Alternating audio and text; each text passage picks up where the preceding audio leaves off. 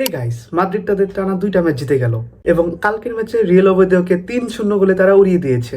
First 2টা গোল Mbappe করলো, last গোল Vinicius গোল করে তার সব হেটারকে চুপ করিয়ে দিয়েছে। ফার্স্ট হাফে রিয়াল মাদ্রিদের অনেক ইন্টেন্সিটি থাকলেও সেকেন্ড হাফে রিয়াল মাদ্রিদের ইন্টেন্সিটি একটু কমে গিয়েছিল, কিন্তু তারপরও তাদের 2টা গোল এসেছে সেকেন্ড হাফেই। এবং ভিনিসিয়াস বেঞ্চে থেকে এসেই একটা গোল এবং একটা অ্যাসিস্ট করেছে। ফার্স্টে শুরু করি আর্দা গুলার এবং মাসান্তোনোকে নিয়ে। ভাই হোয়াট আ প্লেয়ার, ভাই কি প্লেয়ার এই দুইজন ভাই।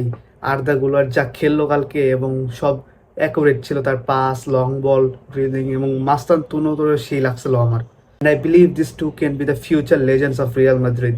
সো গাইস, লাস্ট সিজনে কার্লো আনচেলত্তির আন্ডারে তারা এতটা ভালো না খেললো, এই সিজনে আমার মনে হয় জাভি আলোনসোর আন্ডারে তারা রিডেমশন দেখাবে এবং দেখাচ্ছে।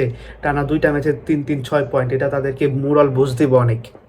এবং গাইজ, আজকে রদ্রিগো স্টার্ট করানো হয়েছিল কারণ ভিনিসিয়াসকে বোঝাতে হবে যে সে এখানে তার কম্পিটিশন আছে, তাকে ফাইট করে তার পজিশন নিতে হবে। অ্যান্ড ভাই কি ফাইটটা না করলো ভাই, এসে একটা অ্যাসিস্ট আর একটা গোল। আর ভাই রদ্রিগো আর ভিনিসিয়াস ওদের মাঝখানে একটা হেলদি কম্পিটিশন হবে আমার যা মনে হয়। ডিফেন্সে ডিন হুইসেন, ভাই হোয়াট আ প্লেয়ার। মাদ্রিদ কি জেম একটা প্লেয়ার সাইন করছে বর্নমুথ থেকে। মানে ওর ডিস্ট্রিবিউশন, ডিফেন্সিভ ক্যাপাবিলিটিস আর পাসিং সব অ্যাকুরেট বাই 1-on-1।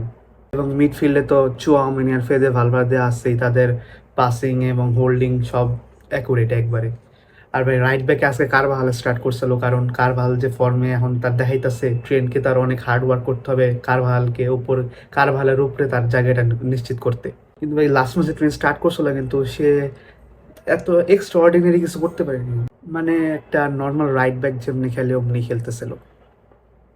কিন্তু আসলে কারভাহাল ভাই গত কয়দিন পর, মানে কারভাহাল ভাই আজকে যা খেললো, কয়দিন পর স্প্যানিশ ন্যাশনাল টিমের সিলেকশন, আমার মনে হয় ওখানে সে আবার সিলেক্ট হবেই। সো গাইজ, আপনারা জানিয়ে দেন রিয়াল মাদ্রিদ এই সিজনে কি কি জিতবে। আমার তো মনে হয় তারা এবার চ্যাম্পিয়ন্স লিগে আবার তাদের রিডেমশন আরেক দেখাবে, কারণ চ্যাম্পিয়ন্স লিগ মানে Real Madrid. So piece out.